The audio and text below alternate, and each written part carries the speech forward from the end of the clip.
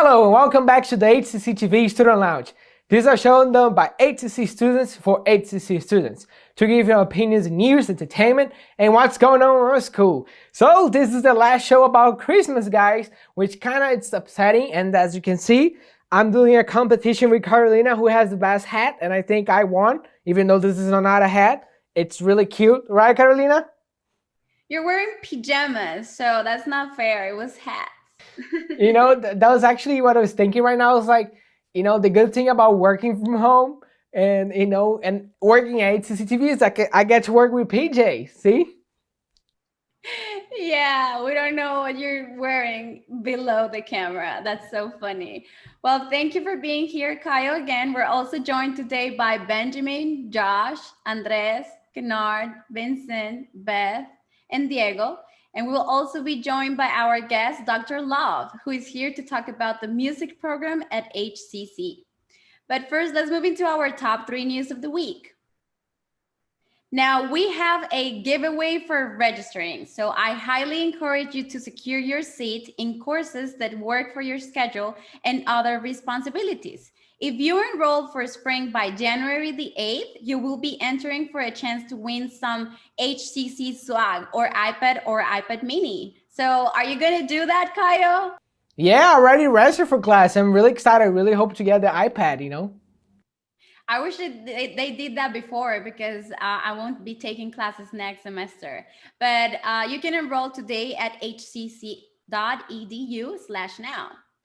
Now, this December 2020, we have some big news to talk about. Jupiter and Saturn will have their closest visible gathering in 800 years, a majority astronomy event referred to as a great conjunction. The 2 bright planets will appear so close that they will fuse into a single dot of light and will be very visible for us.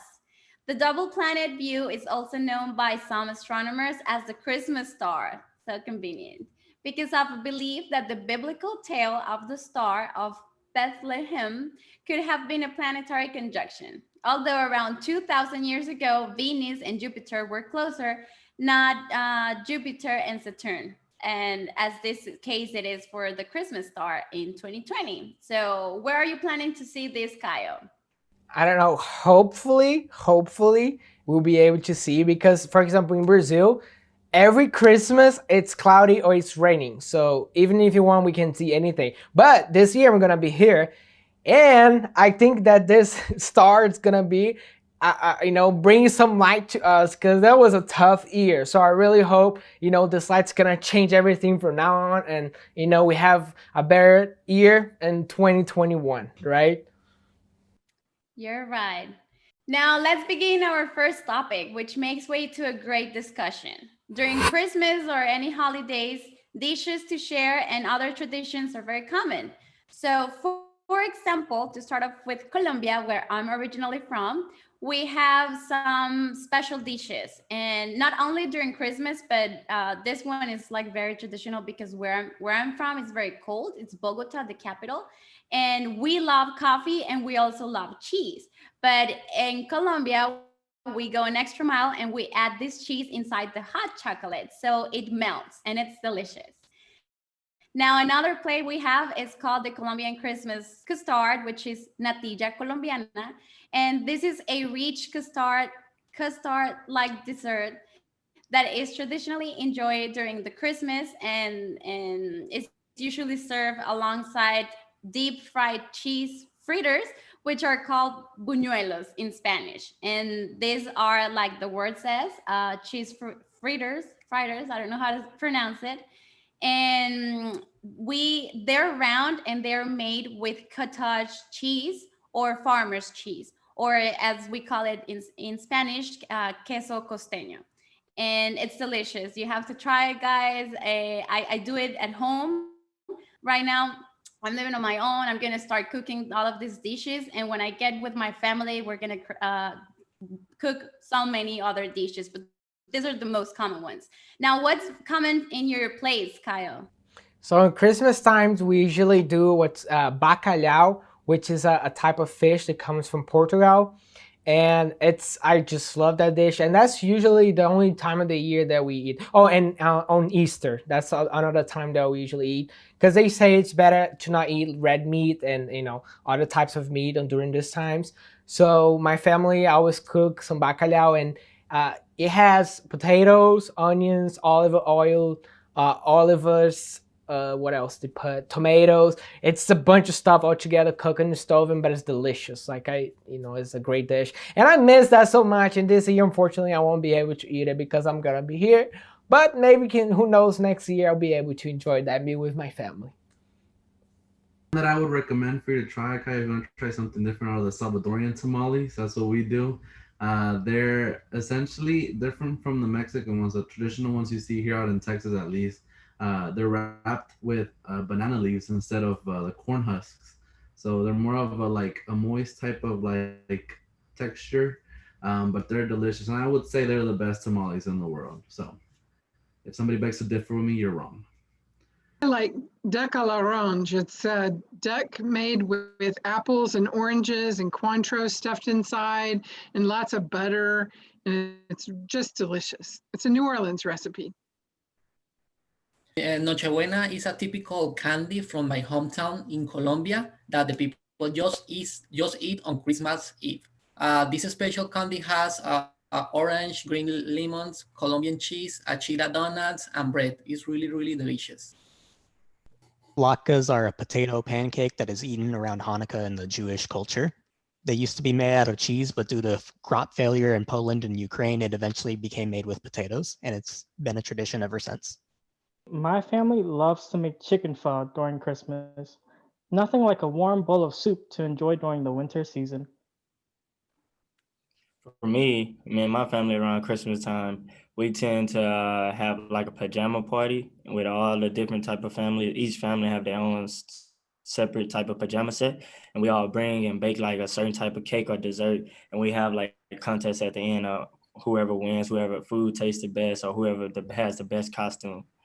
Best pajama. My bad. Well, let's move into our next section. Kayo, who do you have for today? Today I have Dr. Love. He's a music instructor at HCC. But before we skip to him, I would like to show the video that he and his students made. So let's take a look on that.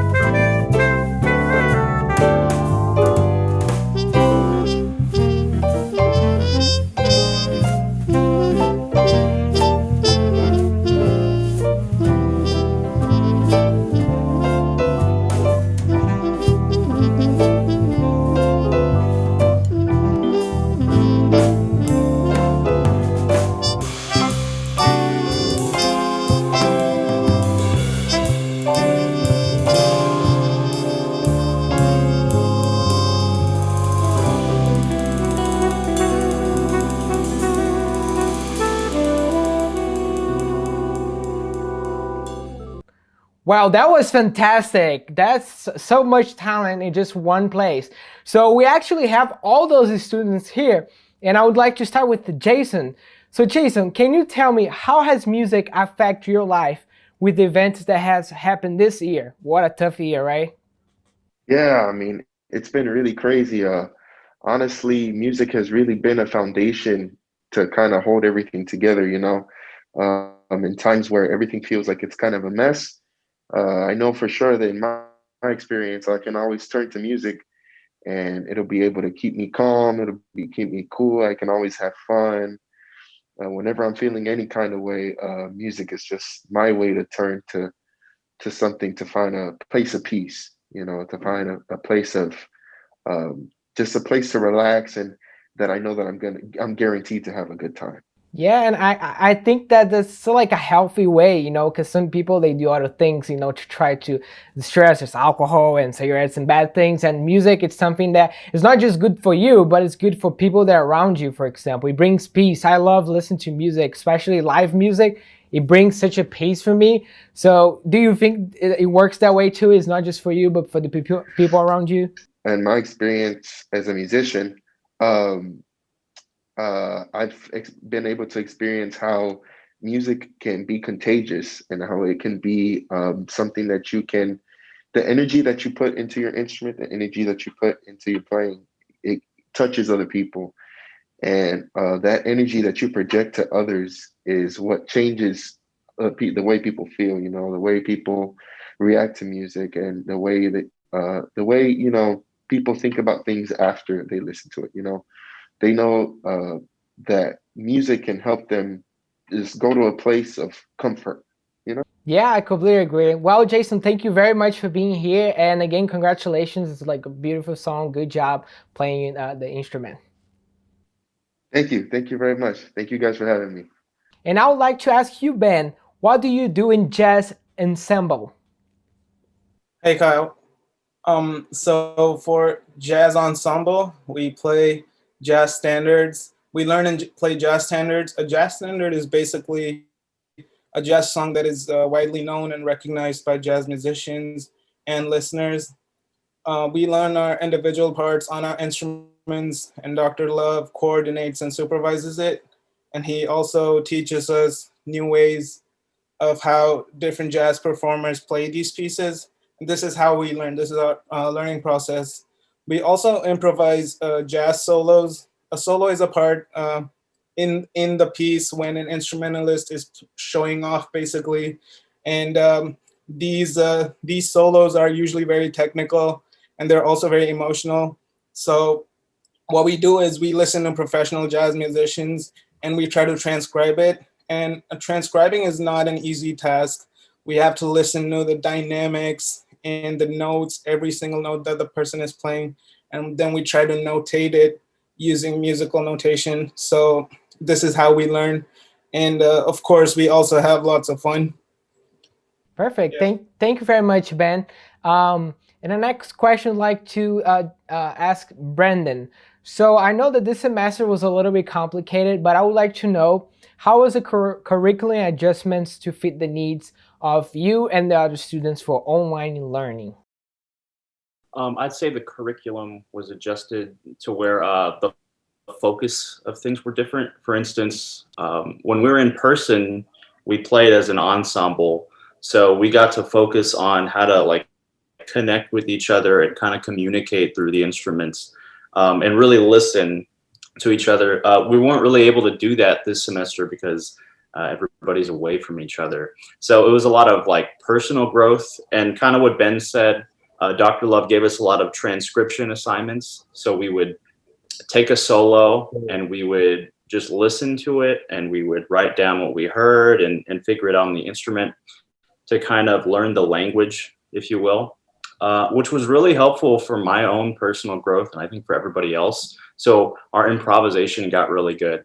But in terms of playing with an ensemble, it was kind of lacking in that. So we didn't get that fun aspect of it. But nonetheless, we rolled with it. And I think I still had a very good semester. Perfect. Thank you very much, Brandon. So now finally is the time to talk to Dr. Love, the person who, is behind all that. So how are you? Hey, I'm doing great. How are you? I'm doing great. Thank you so much for being here. It's a pleasure. It's a pleasure. Thanks for having us. So tell me, from your point of view, first of all, how did you even come up with this concept of, creating a video with different parts of the music and everything was done virtually, which is pretty impressive. It was a lot of fun. So a lot of big institutions like the New York Phil or the Cleveland Orchestra and whatnot have put out little videos of a few of their musicians, or like the Air Force Band or whatever, these big professional organizations. And a friend of mine actually made a video of one of my saxophone pieces where it had like 13 saxophonists, and he did the same thing. So I called him up and I was like, hey man, how do you do that? And he was like, here's how you do it. And so I was like, okay. And so HCC has a like institution-wide license for Adobe Premiere Pro. And so I had them do videos and audio on Friday, and they sent those in, and I compiled them together, and I sent the final mix to you like yesterday, I think, or so. And so so in what they had to do with their instruments is they had to, I assume you noticed that the sound quality was pretty darn good from most of the students, right? Yeah, that was pretty impressive, and that was gonna be my question. Like, how did you even be able to get the audio with such a good quality? Well, to tell you the truth, it was a lot of work, and it was really a lot of like on the students' behalf. They put together a lot of work. Like Alex had his own setup, and Ben already had his own setup, and Brandon already had his own setup. But David had a really complicated setup. How many microphones did you have, David? I had to use about 5 or 7 microphones in order to get all the sound to come out as crisp as I wanted it to.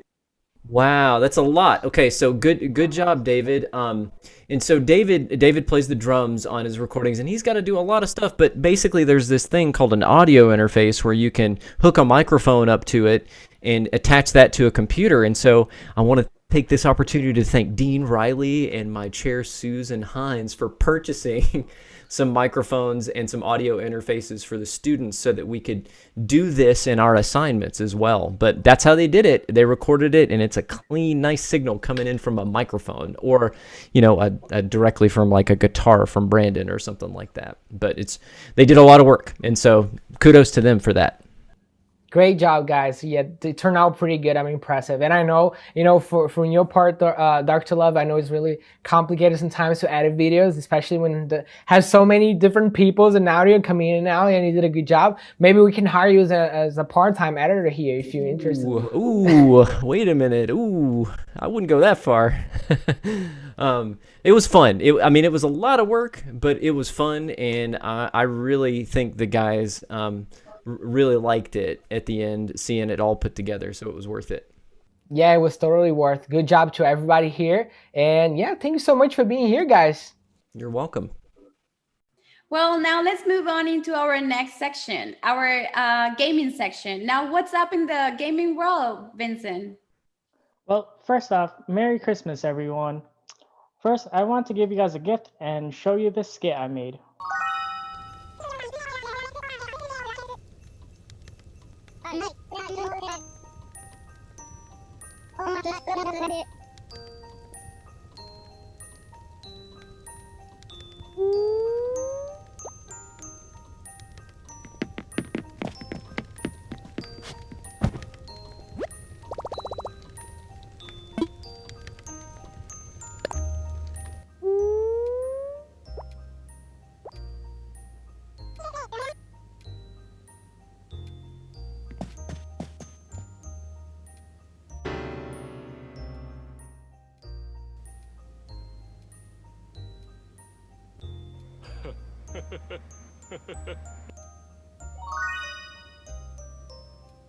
Now, what would you like for Christmas?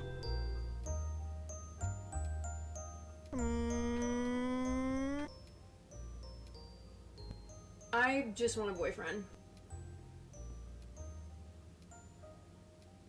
Let's just say I know a guy who knows a guy.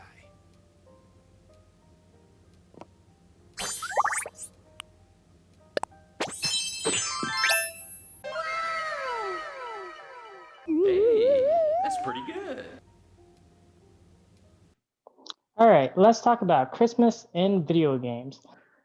Enjoy winter-themed events in games like Fall Guys, Overwatch, Mario Kart Tour, and many other games. That's it for this week, guys. I'll pass it back to you guys. Thank you, Vincent. It's always so cool to see your kids.